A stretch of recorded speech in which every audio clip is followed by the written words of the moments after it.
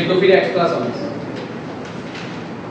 पूरी text book सही से चेक करो प्रॉपरली, तुम लोग के फर्स्ट चैप्टर का कोई भी सम हो तो एक बार देख लो,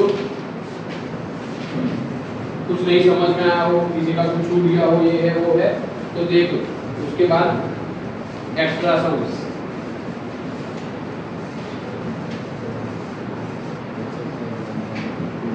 exercise 1.3 2 question number second 1.3 1.2 third का सेकंड। देखो exercise 1.3 question number 3 sum number 2। क्या है टाइटल, इसमें 3 क्वेश्चन है, उसमें सेकंड नंबर में क्वेश्चन में डाउट है, ठीक है। क्या बोल रहे हैं, prove that the following numbers are irrationals. Following are irrational, ये नंबर कैसे हैं, इररेशनल है। कौन से नंबर को हमें शो करना है, 7√5, ठीक है। तो कैसे कल किया था हमने, थोड़ा याद करो क्या करना था इसमें। ये तुम लोग देखोगे कि एक रेशनल नंबर और एक इररेशनल नंबर का कॉम्बिनेशन है, इसमें कोई अकेला रेशनल या अकेला इररेशनल नहीं दिया, इधर देखना, इधर ध्यान दो। चलो देखो, ठीक है, ये क्या है, एक रेशनल नंबर और एक इररेशनल नंबर का क्या है, कॉम्बिनेशन। तो कल हमने क्या किया था, पहले जो पहला स्टेप तो वो सारे सब में कॉमन ही है। क्या करना है, सबसे पहले सपोज कर लो, लेट 7√5 इज रेशनल। इसको क्या कर लेते हैं, रेशनल सपोज कर लेते हैं। अब जैसे इसको रेशनल सपोज करोगे तो हमें एक चीज पता है, क्या पता है भाई, किसी भी रेशनल नंबर को हम किस फॉर्म में लिख सकते हैं, p/q फॉर्म में। क्या लिखेंगे उसमें, where p and q are co-primes। p और q क्या है, co-primes है, ठीक है। co-prime किसे कहते हैं, हाँ जिसका एक ही कॉमन फैक्टर हो, कौन, 1, उसे एक दूसरे क्या कहेंगे, को-प्राइम। ऐसे प्राइम नंबर्स के जिसका एक ही कॉमन फैक्टर हो, कौन सा, 1, उसे एक दूसरे के क्या कहते हैं, हम को-प्राइम्स कहते हैं, ठीक है। अब ये पहले जैसा सम नहीं है, ठीक है, उसमें हम क्या कर रहे थे, याद करो कि भाई q को उस तरफ लेकर, है ना, उसके बाद दोनों तरफ स्क्वायर किया, फिर भाई q इस पर्टिकुलर मींस के वो जो नंबर है वो q स्क्वायर से डिवाइड कर रहा है, q स्क्वायर को, फिर q को भी डिवाइड कर रहा है, इसमें ये सब करने की जरूरत नहीं है, ठीक है। ये सीधे से हमें एक चीज यहाँ पर पता चल रही है कि ये एक रेशनल और एक इररेशनल नंबर का क्या है, कॉम्बिनेशन। तो मैं क्या करूँ कि सारे रेशनल नंबर एक साइड कर दूं और सारे इररेशनल क्या कर दूं, एक साइड कर दूं, ठीक है। तो देखो क्या करेंगे, therefore √5 is equal to p/7q, ठीक है ना, हो गया। तो देखो ये p/7q तो क्या है, कैसा मतलब है, रेशनल, और √5 तो कैसा है, इररेशनल, ठीक है ना। तो एक रेशनल और एक इररेशनल का तो इक्वल हो सकता है नहीं, तो यहाँ पर लिखेंगे therefore, क्या लिखोगे भाई, √5 is irrational and p/7q is rational। therefore क्या लिख सकते हैं, by both cannot be equal, both cannot be equal, therefore क्या लिखोगे, our supposition is wrong। अब सपोजिशन हमारा रॉन्ग है, दैट मींस कि हमने जो ये रेशनल है वो सपोज किया था, वो रॉन्ग है, तो वो कौन सा नंबर हो सकता है फिर। देयरफॉर क्या लिखेंगे हम, 7√5 इज इररेशनल। ये हमारा क्या हो गया,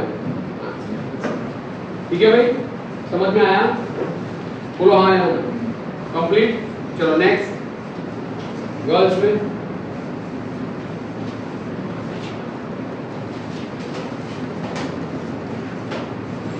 चेक करो,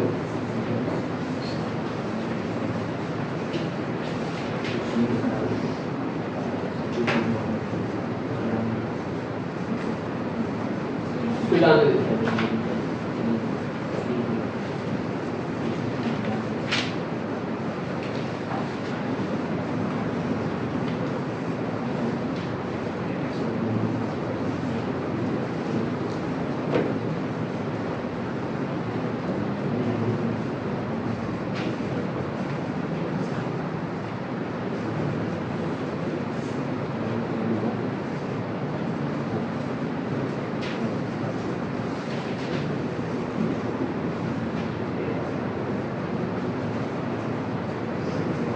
नहीं है गर्ल्स?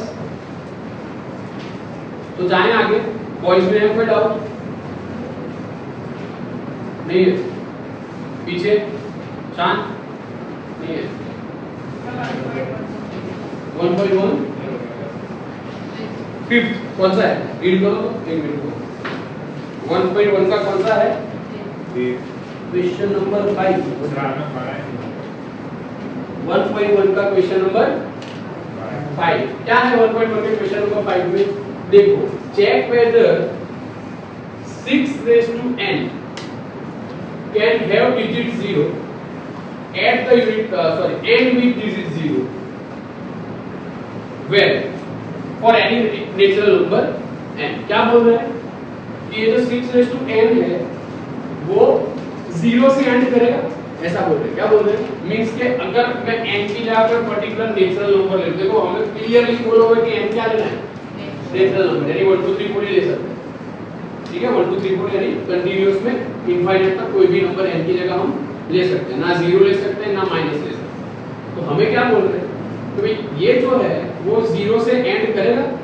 ठीक है, तो एक जब ऐसा एक सम पहले आया था ना एग्जांपल 1 या 2, तो मैंने तुम लोगों को एक बात बताई थी, याद करो कि किसी भी डिजिट के एंड में अगर 0 चाहिए ना हमें, तो उसका स्ट्रक्चर कुछ ऐसा होना चाहिए। किसी डिजिट के एंड में अगर 0 चाहिए तो स्ट्रक्चर कैसा होना चाहिए? ऐसा 2 raised to m 5 raised to n। ये दोनों ही नेचुरल नंबर अभी कंसीडर करो। ठीक है, ऐसे तो अभी ये इंटीजर भी हो सकते हैं, ऐसा कुछ जरूरी नहीं है, लेकिन अभी वो काम का नहीं है। अभी इसको नेचुरल नंबर से ही कंसीडर करेंगे क्योंकि n हमें नेचुरल नंबर लेना है इसी। ठीक है, अब देखो एक चीज तुम लोग यहाँ m की जगह 1 ले लो और n की जगह 1 लेके चेक करो। देखो भाई m हमने 1 ले लिया और n भी हमने क्या ले लिया? 1 ले लिया। ठीक है, अलग अलग नंबर्स भी ले सकते हैं। ठीक है, तो ये 2 raised to 1 हो जाएगा और ये 5 raised to 1 हो जाएगा। तो ये 2 raised to 1 यानी 2, 5 raised to 1 यानी 5 और ये हो गया हमारा 10। आया एंड पर 0। चलो एक और ट्राई करके देख लेते हैं। ठीक है, ये करो 2 raised to 2 and 5 raised to 1 ले लेते हैं। ठीक है, चलेगा, नंबर तो कोई भी ले सकते हैं। 2 का स्क्वायर हो गया 4, 5 का स्क्वायर 5 raised to 1 यानी ये हो गया 20। आया 0 एंड पर। ठीक है, अब इस केस में देखो चेक करते हैं। ठीक है, मैं एक काम करता हूँ, इसको थोड़ा प्राइम नंबर में कन्वर्ट करने का ट्राई करता हूँ। ठीक है, तो जैसे इसको हम प्राइम नंबर में कन्वर्ट करने का ट्राई करेंगे तो ये क्या हो जाएगा भाई 3 2 जा और रेज़ टू n हो जाएगा। अब हमें रूल्स पता है एक्सपोनेंट्स के कि अगर दो नंबर्स के बीच में मल्टीप्लिकेशन और एक्सपोनेंट दोनों में कॉमन हो तो दोनों को भाई एक्सपोनेंट हम क्या कर सकते हैं ऐसे अलग अलग दे सकते हैं। अब इसी केस में हम चेक करते हैं। देखो n अगर मैं 1 ले लूंगा तो 3 2 6 हो जाएगा। अगर मैं n 2 ले लूंगा तो ये 3 3 9 और 2 का स्क्वायर 4 यानी 36 हो जाएगा। अगर n 3 ले लो तो ये 27 और ये 8। ठीक है, फिर लास्ट में 6 आएगा। नंबर जो भी होगा मल्टीप्लिकेशन करके देख सकते। तो कोई भी केस चेक करोगे तो n में 0 नहीं है।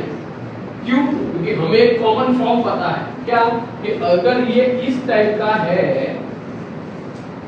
स्ट्रक्चर कॉमन तो ही एंड वाला डिजिट है वो 0 से एंड होगा, अदरवाइज नहीं होगा। समझ में आया? ठीक है, तो ये हमारा आंसर क्या आएगा? नो आएगा कि भाई कोई ऐसा नंबर नहीं है या फिर कोई ऐसा n अवेलेबल है, there is no n available such that the digit of 6 raised to n ends with 0। समझ में आया? पूरा हाँ यार कंप्लीट है? कोई डाउट?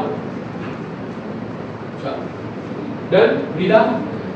चलो आगे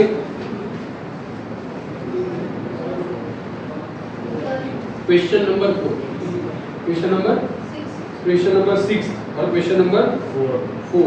ठीक है, चलो पहले क्वेश्चन नंबर 6 कर लेते हैं, उसके बाद क्वेश्चन नंबर 4 करेंगे। ठीक है, देखो क्वेश्चन नंबर 6 क्या है। क्वेश्चन नंबर 6 में क्या है, देखो एक्सप्लेन वर्ड 7, 11, 13 तीनों के बीच में क्या है, मल्टीप्लिकेशन है। Plus 13 is a composite number, is a composite number. अब देखो तुम लोग को एक चीज समझाता हूं, ठीक है, इसके बहुत सारे वेज है। ठीक है, पहले सबसे पहले हम क्या करते हैं, इन दोनों टर्म्स में से 13 कॉमन निकालते हैं। क्या करो, जैसे ही हम इसमें से 13 कॉमन निकाल लेंगे तो बचेगा क्या हमारे भाई, 7 मल्टीप्लाई बाय 11 बचेगा, और प्लस यहां से 13 कॉमन निकल गया, बचा 1 कंप्लीट। तो ये हो गया 13, 11 into 7 हमें पता है कि 77 होता है, ये 1 30, 77 में 1 ऐड करो तो क्या हो जाएगा भाई, 78। ठीक है, अब एक बात याद रखिए कि एक नंबर प्राइम और एक नंबर कंपोजिट है। ये तो कंपोजिट है ना, इसके तो फैक्टर एक से ज्यादा बनेगी, ठीक है ना, ये तो कंपोजिट है। ठीक है, एक नंबर प्राइम एक नंबर कंपोजिट है, दोनों के बीच में मल्टीप्लिकेशन है, उसका आंसर हमेशा कंपोजिट नंबर आएगा। समझ में आया, इसका आंसर हमेशा क्या आएगा, कंपोजिट आएगा। दैट्स व्हाई ये नंबर कैसा है, कंपोजिट नंबर। ठीक है, अब एक और नंबर भी है हमारे पास, कौन सा है दूसरा, 7, 6, 5, 4, 3, 2, 1 प्लस 5। सॉल्व जैसे सेम जैसे यहाँ 13 कॉमन निकला ना, यहाँ क्या कॉमन निकलेगा, 5 कॉमन निकलेगा, तो बचा क्या 7, 6, 4, 3, 2 और 1 प्लस 1 कंप्लीट। आया समझ में। चलो अब एक काम करते हैं, 5 इन सब का मल्टीप्लिकेशन करते हैं, क्या हो जाएगा 7 6 42 मल्टीप्लाई बाय 8, 4 3 12 2 24 प्लस 1। ठीक है, समझ में आया। चलो 42 into 24 तो आंसर क्या है,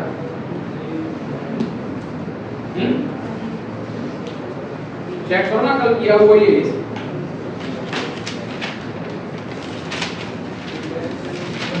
लिखा होगा, क्या है 1008, तो फाइन 1008 प्लस 1, तो ये क्या हो जाएगा 5 1009। ठीक है, सिमिलर सिचुएशन है। ठीक है, इन दोनों का अगर मैं मल्टीप्लिकेशन करूंगा तो दैट मींस कि ये किसी नंबर के फैक्टर बनेंगे, यानी कि ये जो नंबर है वो कैसा होगा, कंपोजिट। समझ में आया। ठीक है, तो ये दोनों नंबर क्यों है, इसलिए ये दोनों नंबर कैसे हैं, कंपोजिट। ठीक है, समझ में आ गया। चलो सर अगर कोई नंबर कॉमन हो ना, कोई नंबर कॉमन ही ना, मिस के इसमें से अगर कोई कॉमन नहीं निकला तो भी हो जाएगा। ठीक है, अगर समझो कि यहाँ एक काम करते हैं 7 6 5 4 3 2 1 है ना, यहाँ 8 दिया होता समझो, तो 8 तो है नहीं ना यहाँ, ठीक है ना, तो भी तुम लोग करोगे ना तो आएगा वो कंपोजिट नंबर। इवेंचुअली ये जो लास्ट नंबर है ना, देखो समझो ये जो लास्ट नंबर है ना तुम लोग का, तो एक्चुअली में यहाँ ये मल्टीप्लिकेशन करके मैं आंसर ला रहा हूँ वो कंपोजिट नंबर है ना, लेकिन ये दोनों तो इसके फैक्टर है ना। समझ में आया, ये जो नंबर हम बना रहे हैं वो तो कैसे है, फैक्टर है ना उसके, दैट मींस कि वो कंपोजिट नंबर है। अगर उसका 1 के सिवाय कोई दूसरा फैक्टर, एक तो 1 और वो दूसरा नंबर वो खुद, ठीक है ना, वो दोनों ही है या फिर दोनों में मींस वो दोनों ही है, सिर्फ वो नंबर खुद और 1, तो ही वो प्राइम होगा। समझ में आया मैं क्या बोल रहा हूँ, कि अगर मेरे पास कोई नंबर है समझो कि 101, तो ये नंबर प्राइम है, क्यों, इसके दो ही फैक्टर है, एक तो वो नंबर खुद और दूसरा 1। समझ में आया, बोलो हाँ यार। ठीक है, अब इस केस में देखो अगर मेरे पास कोई नंबर है, कोई भी नंबर ले तो 99 ले लें, तो 99 के अगर मैं फैक्टर बनाऊं तो ये 33 into 3 हो जाएंगे, क्या हो जाएगा, दैट मींस के देखो ये 33 भी 33 प्राइम नंबर नहीं है, लेकिन 3 प्राइम नंबर है। ठीक है, लेकिन तुम लोग एक चीज चेक करो कि इन दोनों का मल्टीप्लिकेशन मेरा कंपोजिट नंबर आ रहा है, बस यही सिमिलर सिचुएशन यहाँ है। इसका हम जो आंसर लाएंगे वो कंपोजिट नंबर आएगा, क्यों, क्योंकि ये दोनों इस आंसर के क्या फैक्टर है। जैसे ये दोनों 99 के क्या है फैक्टर। समझ में आया?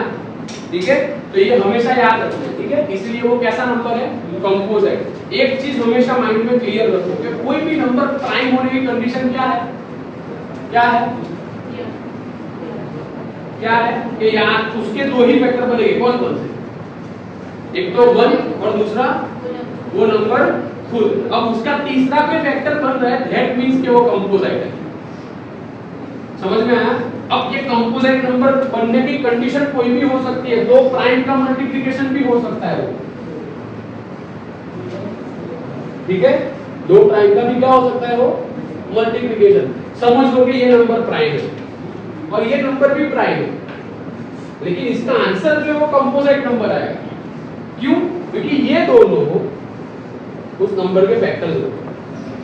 समझ में आया? दैट मींस कि क्या हो गया, क्या हो गया, उस नंबर का उस नंबर के सिवाय और 1 के सिवाय एक और फैक्टर या दूसरा फैक्टर भी मिला हो। डन? समझ में आया? कंप्लीट? जाएंगे आगे? हो गया डाउट सॉल्व? चलो नेक्स्ट बोलो। मोहम्मद नहीं, शान रॉबिन पीछे बॉयज। हाँ इसने पूछा था ना क्वेश्चन नंबर 4 पहले। चलो क्या दिया है बोलो। दो नंबर्स दिए, उनका एलसीएम दिया है और एचसीएफ क्या दिया है? हाँ द एचसीएफ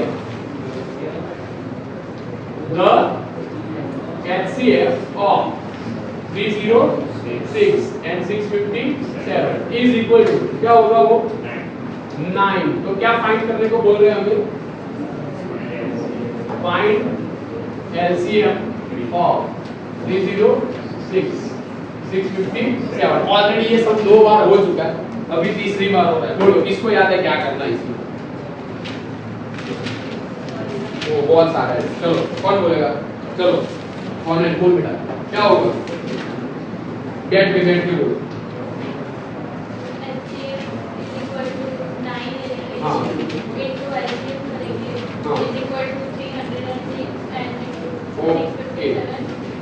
वेरी गुड। देखो यहाँ हमें एचसीएफ दिया और एलसीएम क्या करना है फाइंड। तो एक चीज समझ लो, ये प्राइम फैक्टराइजेशन करके ये काम हो सकता है, लेकिन एचसीएफ तो ऑलरेडी दिया हुआ है ना। तो हम इसमें फॉर्मूला का यूज करेंगे। कैसे है? हमारे पास एक फॉर्मूला क्या है भाई, HCF of AB into LCM of AB is equal to A multiply by B। सही है? हमारे पास दो नंबर है, उसमें से एक को A ले लो और एक को B ले लो। दैट मींस कि HCF of 306 and 657 into LCM of 306 and 657 is equal क्या हो जाएगा?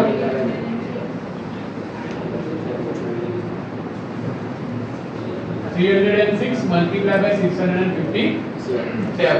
देखो HCF दिया हुआ है क्या है 9, वैल्यू रखो तो 9 multiply by LCM of 306 657 is equal to 306 multiply by 657। Done?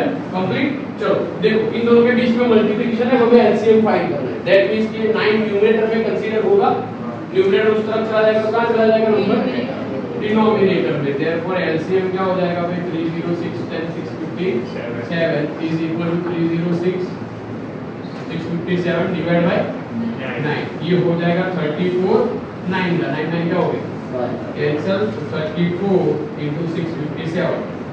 इन दोनों का मल्टीप्लिकेशन तो आंसर क्या आ रहा है? क्या था 22338 22,338। ये हमारा क्या हो गया आंसर। डन? कंप्लीट? चलो नेक्स्ट हो गया। और कोई और तो देख लो सब, नहीं तो फिर एक्स्ट्रा सम्स करते हैं। Prove that 1 by √2 is irrational। मुझे कल ही लगा था किसी को इसमें क्वेश्चन क्यों नहीं हुआ। ठीक है देखो क्या है कि प्रूव दैट क्या है, प्रूव दैट 1/√2 is irrational। ठीक है तो यहाँ पे चेक करो तो देखो ये कैसा है, एक रेशनल नंबर और एक इरेशनल नंबर का क्या है, कॉम्बिनेशन। ठीक है, दैट मींस कि हम सेकंड वाली मेथड करेंगे। ठीक है, तो अब यहाँ पर क्या करेंगे, सबसे पहले सपोज कर लो, लेट 1/√2 इज रेशनल, देन किसी भी रेशनल नंबर को किस फॉर्म में लिख सकते हैं, 1/√2 is equal to p by q, where क्या लिखोगे भाई p and q are co-primes।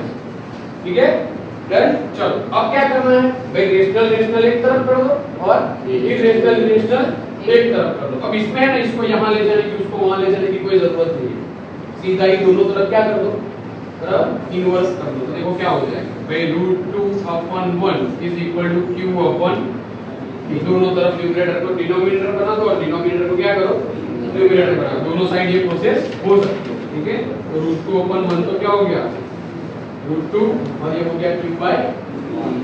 अब ये √2 तो हमने प्रूव किया था कि इरेशनल है और q/p तो ऑब्वियसली कैसा है, रेशनल। तो एक रेशनल और एक इरेशनल नंबर कभी इक्वल हो नहीं हो सकते। तो फिर क्या लिखोगे, तो हियर √2 इज इरेशनल एंड क्या हो जाएगा भाई, q/p is rational, therefore our sum both cannot be equal। क्या लिखेंगे, therefore both cannot be equal, therefore our supposition is wrong and 1/√2 is rational। आगे समझ में, डन। चलो और कुछ है, देख लो सम्स में, तो फिर थोड़े एक्स्ट्रा सम्स करते हैं तो थोड़ा थोड़ा तुम लोग का रिवीजन भी हो जाए, और कुछ ऐसे सम्स हैं जो तुम लोग को टेक्स्ट बुक में नहीं दिखेंगे तो वो भी कर लेते हैं थोड़े। पहले एलसीएम एचसीएफ से स्टार्ट करते हैं। ठीक है, जो हमें नंबर्स दे दिए और एलसीएम और एचसीएफ फाइंड करने को बोला हो वैसे। ठीक है, उसके बाद जो हमें स्टोरी सब दिए होते हैं या फिर वर्ड प्रॉब्लम्स दी होती है वो करेंगे और उसके बाद एक्स्ट्रा। ठीक है, चलो देखो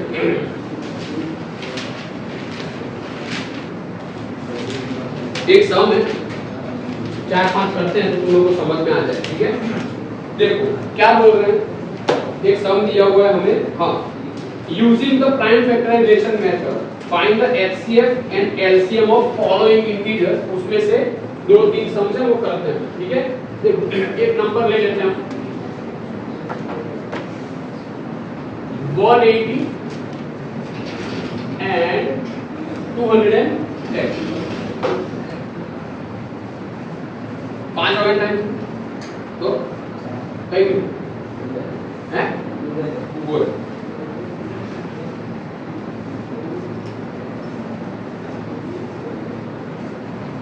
मोहम्मद बागी साइड है अंदर जी।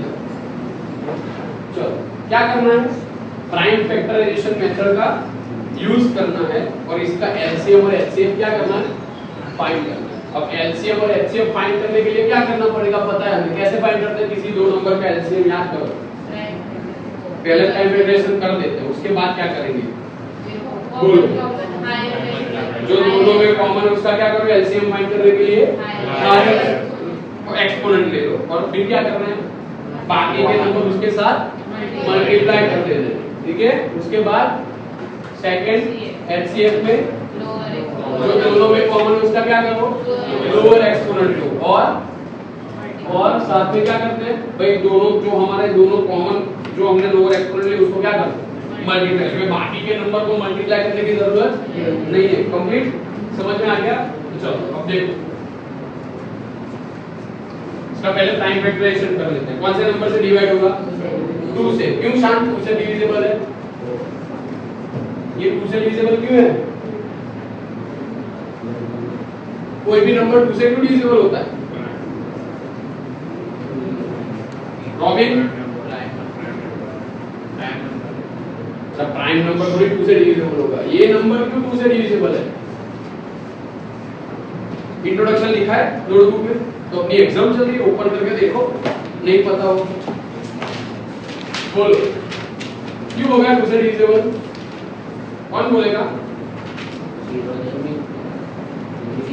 यूनिट प्लेस पर कौन है, 0। कोई भी नंबर 2 से किसी नंबर की यूनिट प्लेस पर 0, 2, 4, 6 और 8 इसमें से कुछ भी हो तो वो नंबर क्या होता है भाई 2 से डिविजिबल।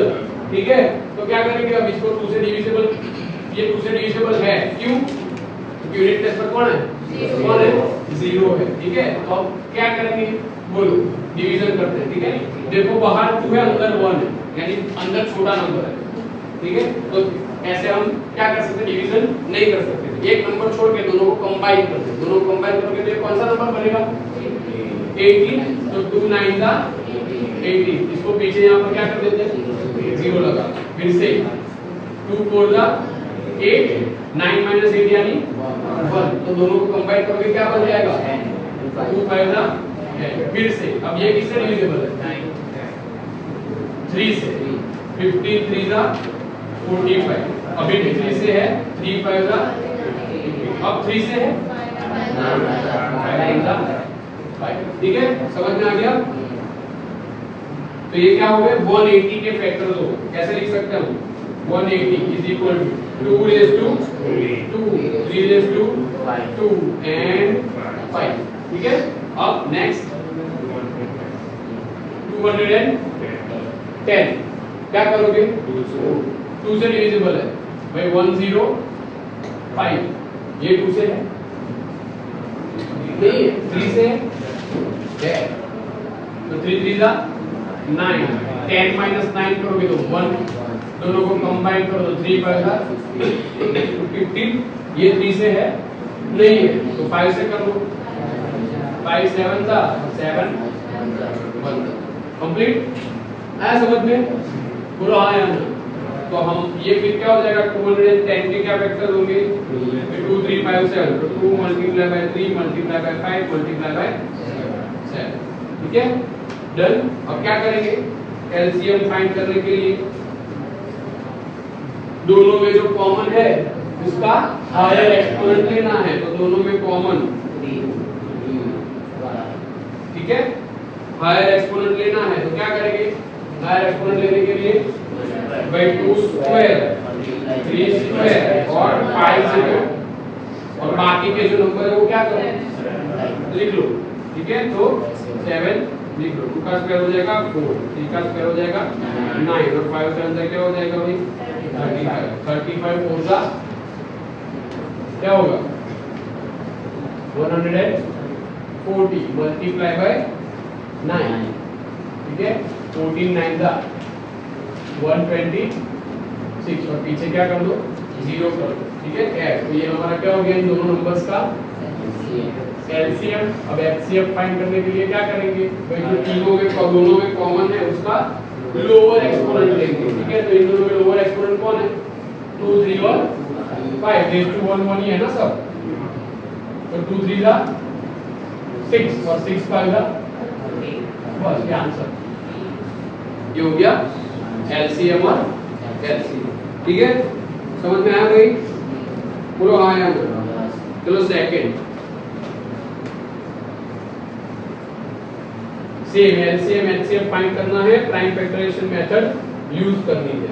126 एंड 165। चलो क्या करेंगे बोलो भाई 126 के पहले फैक्टर्स।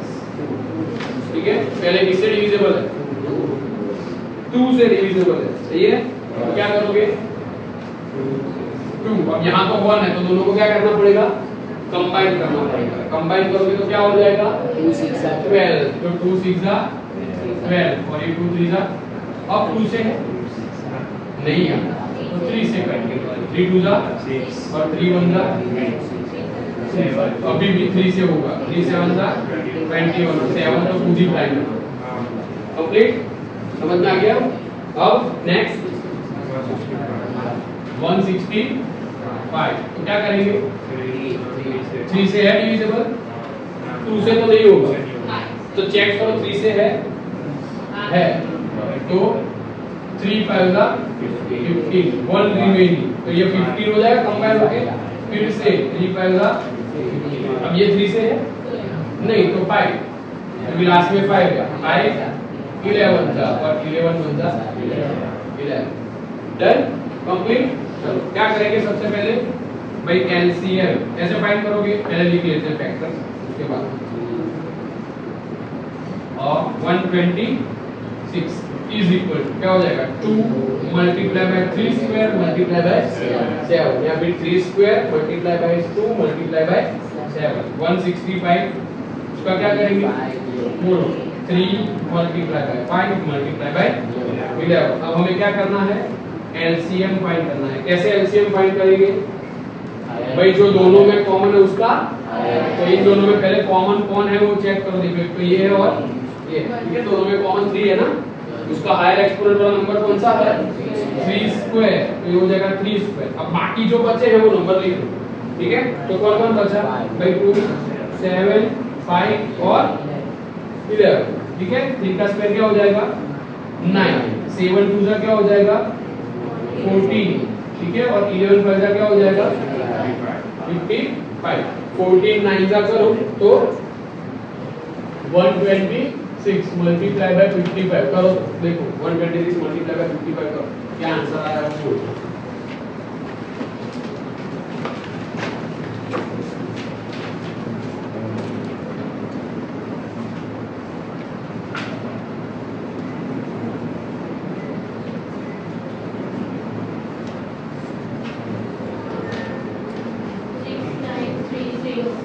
6930 कंफर्म।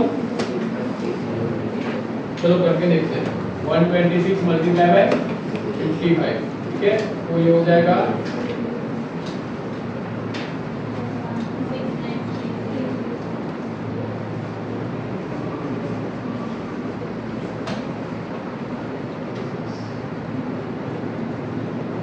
6930, सही है करेक्ट। तो ये हमारा क्या हो गया आंसर डन एलसीएम। अब हमें क्या फाइंड करना है एचसीएफ फाइंड करना है, ठीक है, कैसे फाइंड करोगे एचसीएफ भाई, जो दोनों में कॉमन है उसका क्या करो लोअर एक्सपोनेंट ले लो, क्या है 3 और उसका कॉमन है, तो ये हमारा क्या हो गया। तो ऐसे किसी भी नंबर का एलसीएम या एचसीएफ पूछे तो कर सकते हैं, ठीक है, बस दो चीजें हमें याद रखनी है, कौन सी कि भाई अगर जब हम एलसीएम फाइंड कर रहे हो तो क्या करना है, जो दोनों या तीनों नंबर में कॉमन है उसका हायर एक्सपोनेंट ले लो, और जो बाकी नंबर बचे हैं जो कॉमन नहीं थे, ठीक है ना, उसमें क्या करो मल्टीप्लिकेशन कर दो उसके साथ बाकी के लिए कंप्लीट। उसके बाद क्या है एलसीएम एचसीएफ, एचसीएफ में क्या करना है जो दोनों या तीनों नंबर में कॉमन है उसका लोअर एक्सपोनेंट लेना है, ठीक है, और फिर बस वो जो एक से ज्यादा कॉमन हो तो लिख लेना है या फिर उसको ही मल्टीप्लाई करके आंसर लेना। ये हमारा क्या हो जाएगा एलसीएम या एचसीएफ, ठीक है, समझ में आ गया क्या, कोई डाउट बोलो हाँ या ना, ओके। अब लिखो एक चीज लिखो आप, हाँ ये लिख लो, वो पॉज कर दो।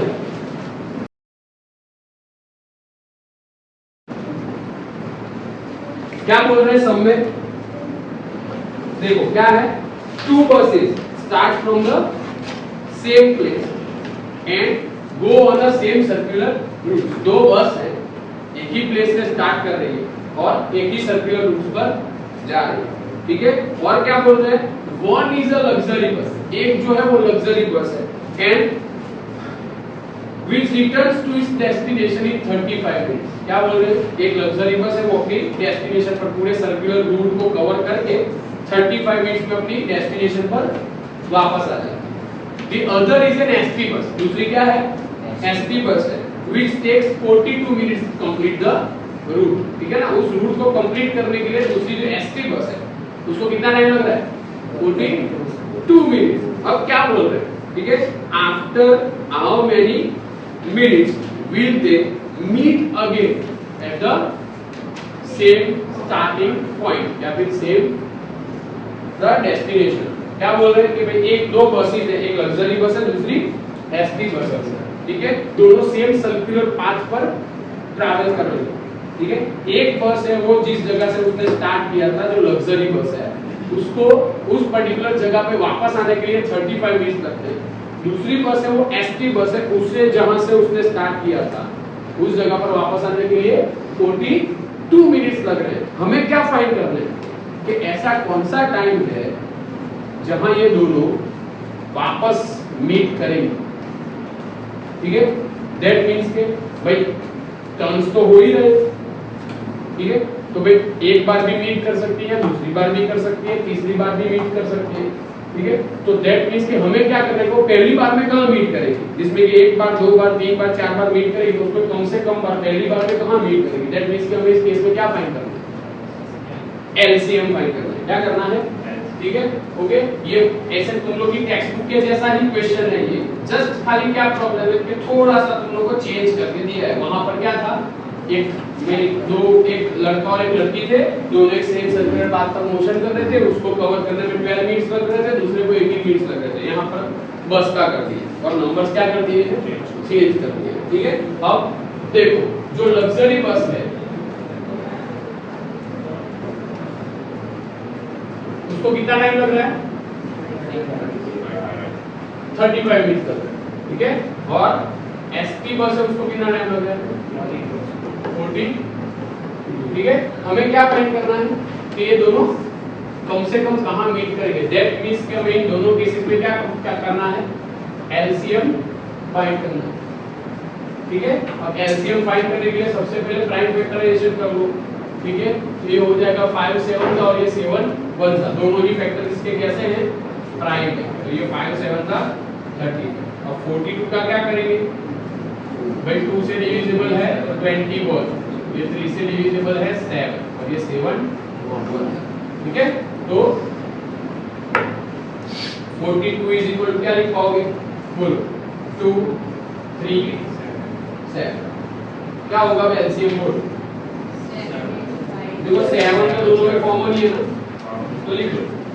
अब 2 3 और 5, ठीक है, 7 3 का क्या हो जाएगा 21 और 2 5 का क्या हो जाएगा 10, तो ये हमारा हो गया 210 मिनट्स। देयरफॉर क्या लिखेंगे हम, after 210 minutes the buses will meet again. ठीक है, दूसरी बार कब मिलेगी बसेस, आफ्टर 210 मिनट्स।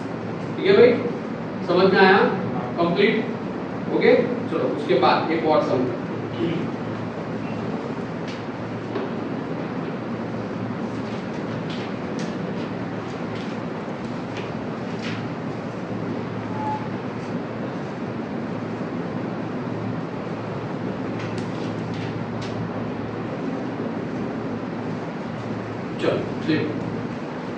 एक सम है, लिखते जाना साथ साथ में। द लेंथ, पूरी प्लेस छोड़ के लिख लो, तो बस थोड़ी 7 लाइन छोड़ के लिख लो ये क्वेश्चन। नेक्स्ट देखो क्या बोले इस क्वेश्चन में, the length breadth and height, the length breadth and height लिखो, the length breadth and height of a room, of a room are length, breadth and height of a room are 735 centimeter, 625 centimeter and height 415 centimeter. ठीक है, what is length, length is 735 centimetre, breadth is 625 centimetre and height is 415 centimetre. देखो क्या बोल रहे हैं, find maximum length, लिखो find maximum length of the instrument, find maximum length of the instrument that can measure these 3 dimensions. Find the maximum length of the instrument.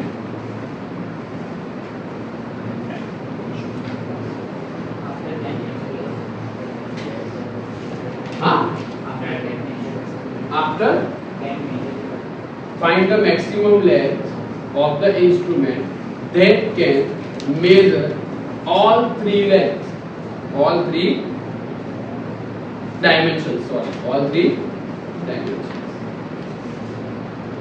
Maximum length of the instrument that can measure all three dimensions.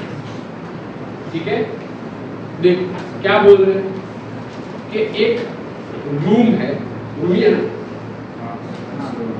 एक room है जिसकी length, breath और height हमें दी है, ठीक है, centimetre में दी है।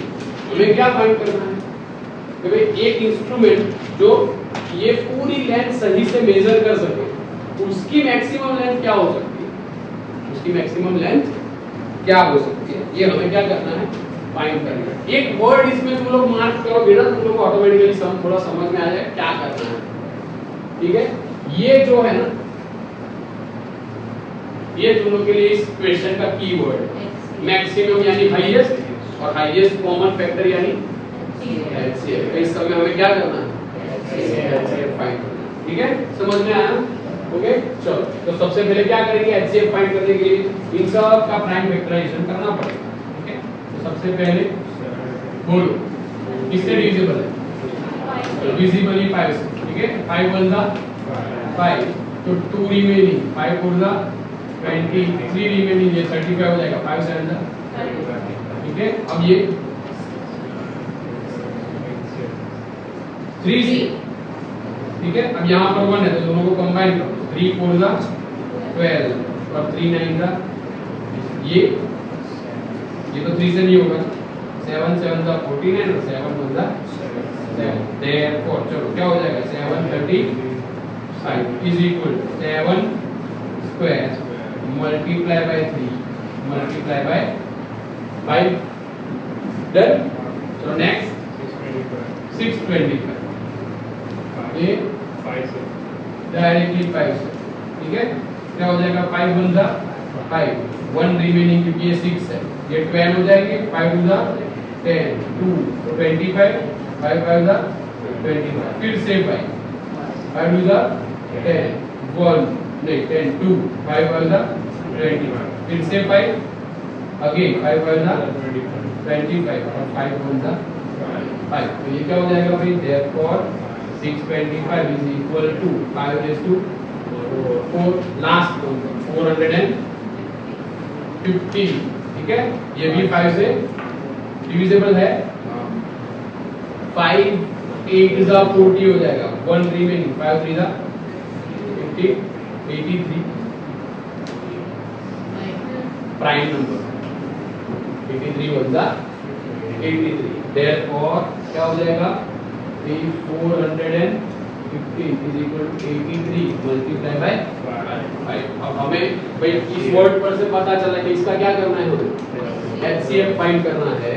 तो क्या हो जाएगा इन नंबर्स का एचसीएफ, जो तीनों में कॉमन है उसका लोवेस्ट एक्सपोनेंट वाला नंबर हमें क्या कर लेना है, ले लेना। तीनों में कॉमन कौन है, 5, उसका लोवेस्ट एक्सपोनेंट कौन सा है, सिर्फ 5, तो ये क्या होगा हमारा एचसीएफ, ठीक है। तो हम क्या लिखेंगे लास्ट में, जब तुम लोग को भाई वर्ड प्रॉब्लम्स दी होते जो मांगा है उसे वर्ड पे लिखना है, the maximum length of the instrument which can measure all 3 dimensions is 5 centimetre.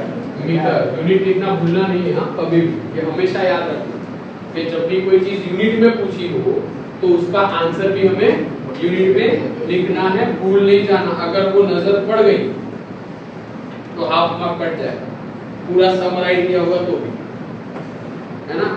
जीएसईबी में तो चलो थोड़ा इग्नोर भी कर देते हैं, सीबीएसई वालों के कटेंगे कंफर्म अगर यूनिट नहीं लिखा तो। समझ में आया, सम कोई डाउट, डन। चलो पॉज कर दे, ये लिखो, चलो लिखो नेक्स्ट।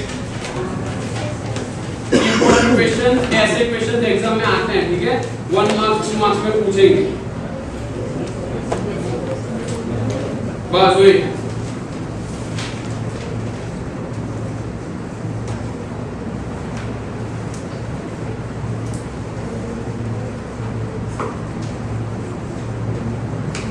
लिखो,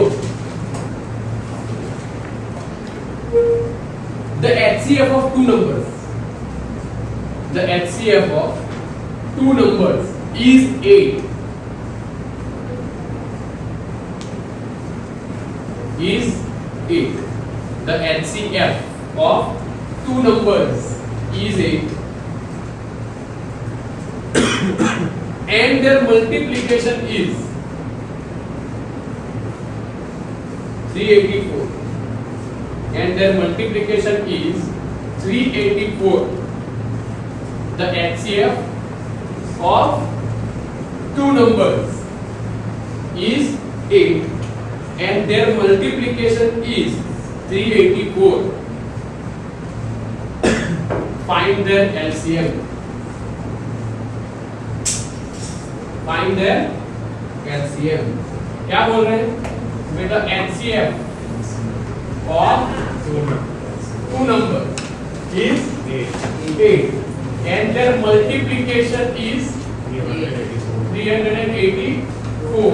Then find LCM of those two numbers. बोलो क्या करेंगे? Already early से देर नहीं. 8x हमें 8y. हाँ? 8x 8y.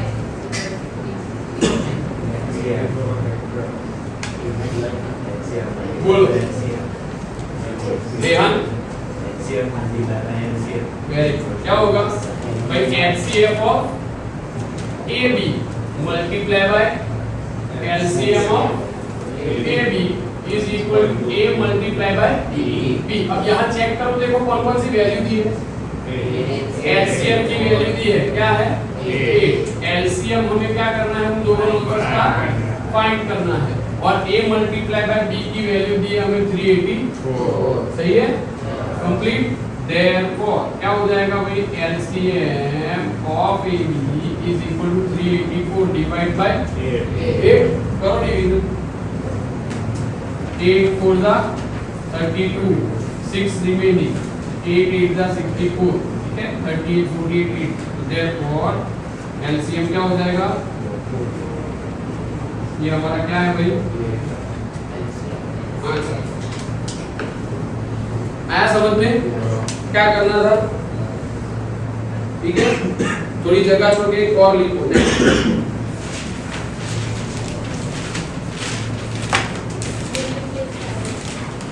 थोड़ी जगह छोड़ के लिखो. 6 7 है. चलो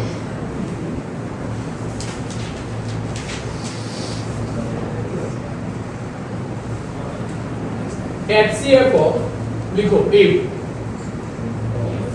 is HCF. ऐसा लिखना है, देख लो. 12K 12 and K is equal to 6. 12K is equal to 6 and LCM of 12 and K is equal to 36. Then find value of K. Then find value of K. क्या बोल रहे हैं कि 12 और K का HCF है वो 6 है और 12 और K का LCM है वो 36 है. तो K की वैल्यू फाइंड करो. सेम तुम लोग को यही फॉर्मूला यूज करना है. A की जगह पर 12 ले लो और B की जगह पर क्या ले लो? K ले लो. ठीक है, तो क्या करेंगे भाई? LCM of 12K into HCF of 12K is equal to 12 into K. दो नंबर का LCM, दो नंबर का HCF, वो उन दोनों नंबर के मल्टीप्लिकेशन जितना होगा. ठीक है, देन चलो तो अब क्या करोगे बोलो. LCM की वैल्यू दी है, कितनी है? 36 मल्टीप्लाई बाय HCF की वैल्यू भी दी है 6. 12 मल्टीप्लाई बाय K. हमें K की वैल्यू फाइंड करनी है, तो क्या करेंगे? 36 multiply by 6 divide by 12 is equal to क्या हो जाएगा? 12 3 जा 12 क्या हो गया? Cancel. Therefore K is equal to क्या हो जाएगा भाई? 3 multiply by 6. Therefore K is equal to दूसरा नंबर कौन सा होगा? 18. ठीक है, डन. समझ में आया? पॉज कर दे बेटा और ये दोनों लिख दो। चलो